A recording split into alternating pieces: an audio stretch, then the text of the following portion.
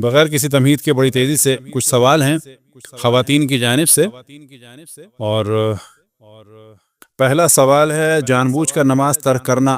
تو جان بوجھ کر نماز کو ترک کرنا حرام ہے. اسی طریقے سے یہ نجس ہو جائیں، یہ سارے موضوعات ہم بار بار بیان کر چکے ہیں. نجس ہو جائیں تو پاک ہونا واجب ہے.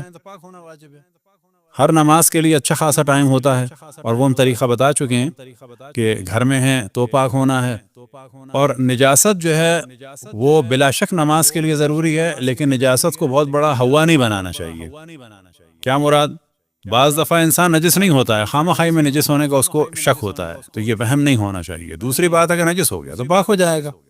پاک ہونے کے لیے کل ہم نے طریقہ بتایا کہ جاری پانی اور کُر کے حکم میں جو پانی ہے، جیسے کہ ٹیپ واٹر ہے، شاور ہے اور ہینڈ شاور ہے، یہ سب یہاں پر طہارت بہت آسان ہے. ایسے ایک دفعہ بھی آپ نے کیا بشرط یہ کہ نجاست ہٹ جائے. اور اگر آفیسز وغیرہ میں ہے مسئلہ، اسکولز میں ہے، تو یہاں پہ ٹیشو پیپر ہیں، بہت آسانی ہے، پہلے ہم ڈسکس کر چکے ہیں. لوگوں کو ہم بار بار توجہ دلا رہے ہیں، کسی جم وغیرہ کی ممبرشپ لے لیں، اگر ورزش کریں، ہینڈسم ہو جائیں، اسمارٹ ہو جائیں تو بڑی اچھی بات ہے. یہ پوری قوم کا المیہ ہے. اب یہ یاد رکھیں کہ ہم ضمناً ایک بات کر رہے ہیں کہ بچوں کو توجہ دلانی چاہیے کہ ذرا ہینڈسم ہو.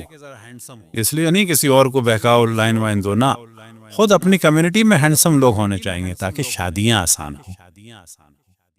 نہیں ہوگا سلسلہ پھر گمراہی ہو. میں نے کینیڈا آ کے بعض چیزیں محسوس کی تھی، وہ بھی یہاں نہیں بیان کرتے، پھر ہمیں احساس ہوا کہ نہ، واقعاً ہم نے جو آتے ہی دیکھا تھا وہ خطرہ صحیح نکلا. یہ اپنے جسم و جسامت پر، صورت شکل پر، حسن و جمال پر، خصوصاً مردوں کو بھی خواتین کو بھی، نہ اس لیے کہ دوسرے کو دکھائیں، اس لیے کہ اپنا خیال کریں صحت کے حساب سے بھی، اور پھر یہ کہ شادیوں میں بھی اس کا دخل ہوتا ہے. کیا پیڈیکیور مرد کے لیے منع ہے؟ ایک دفعہ ہم نے ایک جگہ درس دیا تو میں بعض حرام چیزوں کا ذکر کیا. شادی میں ہماری ایک ٹیچر تھیں، اللہ ان کو طول عمر عطا فرمائے، خود ہماری کلاس ٹیچر تھیں، ان کے بیٹے کا نکاح تھا، تو بڑی خوشی سے انہوں نے ہمیں بلایا تھا، بہت خوش ہوئی.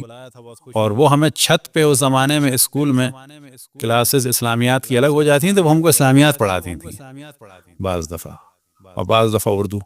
خیر نہ، اسلامیات نہیں، اردو کی تھی ہماری سوری. خیر وہ بڑی خوش ہوئی، تو وہاں میں نے کچھ چیزیں بیان کی حرام حلال کے حوالے سے. بعد میں ان کا بیٹا جو خود ایک ماشاءاللہ پائلٹ تھا، وہ مجھے چھوڑنے آیا تو اس نے کہا مولانا ایک دو چیزوں کو اور بتائیے گا، آپ کچھ مرد بیوٹی پارلر جائیں. اچھی بات ہے کہ لگے، اچھا ہم تو سمجھتے حرام ہے. میں نے کہا نا، حرام ہے کس صورت میں؟ کسی خاتون سے ایسے کروائیں مثال کے طور پر، وہ حرام ہے. کسی خاتون سے مساج کرائیں، وہ حرام ہے. لیکن ایک مرد اپنے بالوں کا خیال کرے، اچھی بات ہے. اپنی داڑھی کا خیال کرے، اچھی بات ہے. اپنے فیس کا خیال کرے، اچھی بات ہے.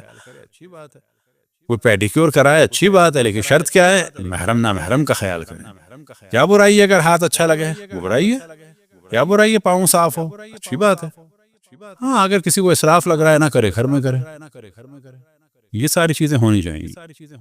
کمیونٹی پڑھی لکھی بھی ہو اور اچھی بھی ہونی چاہیے. ہم خواتین کے لیکچر دیتے تھے جب ہم کہتے تھے کہ دیندار ہونے کے معنی یہ نہیں ہے کہ اب سر پہ تیل چپڑا ہوا ہے جس میں سے بدبو آ رہی ہے، اوپر سے ایک چادر ڈال دی. نا بابا، نا، دیندار ہونے کے معنی یہ ہے کہ اپنا پورا فیشن کرو، اپنی پوری آرائش کرو. صرف یہ مسئلہ ہے کس کے سامنے کرو. بس باپ کے سامنے ہو، بھائی کے سامنے ہو، شوہر کے سامنے ہو، بچوں کے سامنے ہو. ہیئر اسٹائل بنانا ہو تو بنائیں، اچھے کپڑے پہننے ہو تو پہنیں. دیندار ہونے کے معنی یہ نہیں ہے کہ سارا حلیہ ہی خراب ہو جائے. بعض دفعہ لوگ پھوڑوں میں اور دیندار میں فرق نہیں کرتے. نا، پھوڑ الگ چیز ہے، دیندار الگ چیز ہے. گندگی الگ چیز ہے، دیندار الگ چیز ہے. ان کو آپس میں نہیں ملانا چاہیے. اللہ کا شکر ہے ہمارا تو خیر بچپن سے ذوق تھا میچنگ وغیرہ کا. بعد میں تعجب ہوتا ہے آپ کر رہے ہیں میچنگ. میں نے کہا کیوں؟ اگر ہم میچنگ نہ کریں تو دین کو فائدہ ہوگا کچھ؟ ہاں، کون سا فائدہ ہوگا؟ اور میچنگ کر لیں گے دین کو نقصان ہو جائے گا نا. اور یہ بھی ذہن میں رکھیں، بعض دفعہ ایک جوتا ہوتا ہے وہ مہنگا پڑتا ہے کیونکہ وہ جلدی خراب ہوتا ہے. 3 جوتے ہوتے ہیں زیادہ چلتے ہیں، اس میں میچنگ بھی رہتی ہے. اور یہ بھی ذہن میں رکھیں، خصوصاً مردوں کے حوالے سے اب یہ موضوع نکل رہا ہے کہ مردوں کی زیادہ صحت کیوں خراب ہوتی ہے؟ آفس، گھر، ٹینشن ٹینشن ٹینشن. اپنا خیال کرنا چاہیے، اپنی صحت کا خیال کرنا چاہیے. اور ایک چیز ضروری ہے کہ خواتین کو تو وہ مل جاتی ہے، بغیر موضوع کے دوستوں سے باتیں کرنی چاہیے. یہ ایک اہم ترین چیز ہے، یاد رکھیں. صبح اٹھے پہلا ٹینشن کیونکہ رات کو سونے اور کھانے کا ہمارے یہاں حساب نہیں ہے. گورے اچھے ہیں پھر بھی جلدی کھاتے ہیں جلدی سوتے ہیں، کم سے کم نیند تو ملتی ہے. ہمارے لوگ دیر میں کھاتے ہیں دیر میں سوتے ہیں. صبح جو پہلا ٹینشن ہوتا ہے جس سے ان کی لائف کم ہوتی ہے وہ گھبرا کے ٹینشن کے ساتھ آنکھ کھولنا ہوتا ہے. پھر اس کے بعد گاڑی کی ٹینشن، آفس کی ٹینشن، پھر اس وقت گھر کی ٹینشن، یہ ٹینشن وہ ٹینشن، خاندان کی ٹینشن. یہ جو لوگ خاندان سے دور ہو رہے ہیں وہ اسی ٹینشنوں کی وجہ سے دور ہو رہے ہیں.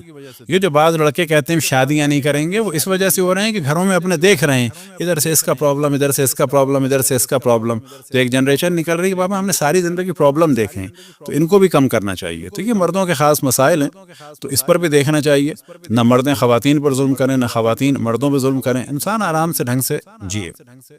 خیر جان بوجھ کر نماز قضا کرنا گناہ ہے. یہ ضمناً نکلا تھا طہارت اور جم کے بارے میں، تو لہٰذا آفس وغیرہ میں بھی طہارت ہو سکتی ہے. کسی جم میں جائیں اپنے آپ کو پاک کر لیں واپسی میں. اگر 5 بجے چھٹی ہوتی ہے نماز کب قضا ہو رہی ہے مثال کے طور پہ دیر بھی ہو رہی ہے تو اپنے پاک کر لیں. تو یہ اتنا بڑا مسئلہ نہیں ہے. یہ نماز چھوڑنے کے صرف بہانے ہیں. اس کی قضا کیا ہے؟ جتنی نمازیں چھوڑی ان کو ادا کرنا ہوگا. بس اگر کوئی 50 سال کا آدمی ہے تو احتمال یہ ہے کہ 15 سال میں بالغ ہوا ہوگا، وہ کہ 14 میں بھی ہو سکتا ہے، کیونکہ بلوغ جو ہے 15 میں نہیں ہوتا. صرف بلوغ جو ہے وہ اس کی 3 علامتیں ہیں، یا ناف کے نیچے بال آ جانا، یا احتلام ہو جانا، یا بالغ ہونا، یا 15 سال. ہر آج لڑکا 15 سال میں بالغ نہیں ہوتا، بعض 13 میں بھی ہو جاتی ہے. تو وہ اس کو پتا ہونا چاہیے. پس اگر ایک 50 سال کا ہے تو منیمم اگر اس نے نماز شروع کی ہے 50 سال کے بعد تو کتنے سال کی قضا نمازیں ہیں؟ منیمم 35 سال کی، ورنہ 36 کی بھی ہو سکتی ہیں. اب اسے شک ہے 35 یا 36 تو وہ کم پہ رکھ سکتا ہے، کیا کہ نا پس 35 کی. اب اس کو یہ تھوڑی تھوڑی کر کے ادا کرنی ہوں گی. وہ جتنی کر سکتا ہے وہ کرے. یہ روزوں کا کیا مسئلہ ہے؟ روزے اگر جان بوجھ کے چھوڑے یا توڑے ان دونوں کا پھر کفارہ ہے. یعنی قضا روزہ ایک رکھنا ہوگا، اس کے بدلے یا 60 روزے رکھنے ہوں گے، اور 60 روزے اس ترتیب سے رکھنے ہوں گے کہ 31 ایک ساتھ رکھنے ہوں گے، اور باقی بے شک الگ الگ کر سکتے ہیں. اور آغا سیسانی فرماتے ہیں باقی جو ہیں وہ بھی ساتھ رکھیں. احتیاط واجب ہے. یا ایک غلام آزاد کریں، وہ ہو نہیں سکتا. یا 60 مسکینوں کو کھانا کھلائیں. 60 مسکینوں سے مراد نہیں ہے کہ آپ نے 10 افراد کی فیملی کو 6 دفعہ راشن دے دیا. نہ نہ نہ نہ 60 الگ الگ الگ آدمیوں کو دیں. یہ ایک دن کا ہو گیا. پھر بے شک یعنی 60 کو اگلے دن کا دے دیں، نہ ایک آدمی کو 60 کا دے دیں، یہ بھی نہیں ہو سکتا. 10 آدمیوں کو 6 کا دے دیں، یہ بھی نہیں ہو سکتا. الگ الگ 60. اطعام و 60 مسکینہ، 60 افراد. اب یہ جو اطعام ہے یا تو پیٹ بھر کے کھانا کھلا دیں، چاہے وہ بریانی ہو، چاہے وہ پلاؤ ہو، چاہے وہ نہاری ہو. کوئی 1 روٹی کھاتا ہے، کوئی 2 کھاتا ہے. ایک 13 سال کا لڑکا ہے وہ آدھا کھاتا ہے، آدھی روٹی کھاتا ہے، وہ بھی ہو گیا کھانا. اور اگر آٹے کی صورت میں یا غلے کی صورت میں دیں تو منیمم 750 گرام ہر آدمی کو آٹا یا چاول دیے جائیں. تو یہ ذہن میں رکھیں کہ 60 آدمیوں کو کھلانا آسان ہے، لیکن 60 الگ الگ کوک دینا بڑا مشکل کام ہو جاتا ہے.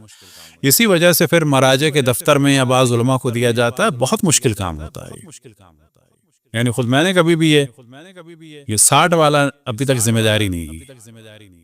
فدیے کے لیے یہ والی نہیں دی، کیونکہ بڑا مشکل کام ہے. یعنی اگر آپ مجھے اس وقت پیسے دے دیں اور کہیں کہ یہ میرا کفارہ ہو گیا تو اب میری کیا ذمہ داری ہو گئی کہ یہ 60 آدمیوں کو الگ الگ، تو یہ اس کا کفارہ ہے. لہذا جنہوں نے روزے جان بوجھ کے قضا کیے ہیں، یہ معلوم ہونے کے بعد کے واجب تھے، ان کو کفارہ بھی دینا ہوگا. کفارے کا آسان طریقہ یہی ہے کہ نجف میں یا پاکستان میں اگر پتا ہو کہ یہ مسئلے مسائل سے آشنا ہے، ایسے نہیں اٹھا کے دے دیا. یہ بھی پتا ہو کہ اس کو مسئلے مسائل پتا بھی ہے کہ نہیں پتا. پتا چلا آپ نے پیسے دیے، اس نے بجلی کا بل دے دیا، نہ جائز نہیں ہے. ان پیسوں سے 60 افراد کو کھلانا ہوگا. اگر بیماری کی وجہ سے روزے چھوڑ رہے ہیں تو وہ کفارہ نہیں کہلاتا، وہ فدیہ کہلاتا ہے. فدیہ کتنا ہے؟ ہر روزے کا 750 گرام. یا کوئی بچی اگر 9 سال کی بہت ویک ہے اور وہ روزے نہیں رکھ سکتی تو اس کا بھی معاملہ جو ہے بیماروں اور بوڑھوں والا ہوتا ہے. اور وہ بوڑھا جو روزے نہیں رکھ سکتا تو اس کا بھی فدیہ ہے. فدیہ کتنا ہو گیا؟ 750 گرام. بس اگر 30 دن کے روزے ہوئے تو ہو جائے گا 22.5 کلو. تو اب جو 22.5 کلو کہا جا رہا ہے، یا 29 کے ہو گئے تو 22.25 ہو گیا. تو مراد یہ نہیں ہے کہ تول کے آپ 22.5 ہی کریں، یہ منیمم ہے. اگر اللہ نے آپ کو پیسہ دیا 22.5 من دے دیں، اچھا مومنین کے پیٹ میں جائے گا. فدیہ کسی ایک کو دے سکتے ہیں بے شک.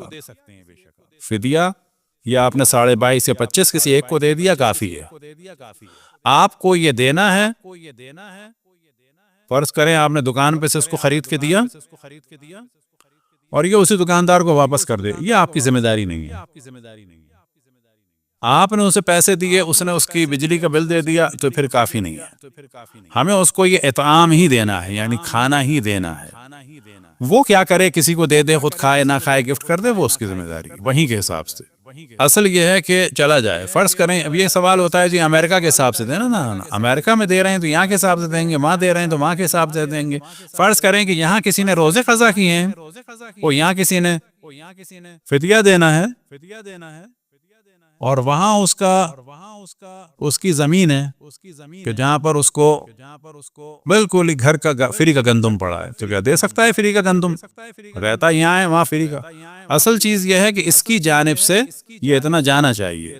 فرض کریں ذمہ دار دوست ہے, وہ کہتا ہے کہ بس میں نے تمہیں یہ گندم دیا, تمہاری جانب سے میں اس کو دے رہا ہوں, تو وہ ہماری جانب سے دے دے, وہ بھی ہو سکتا ہے.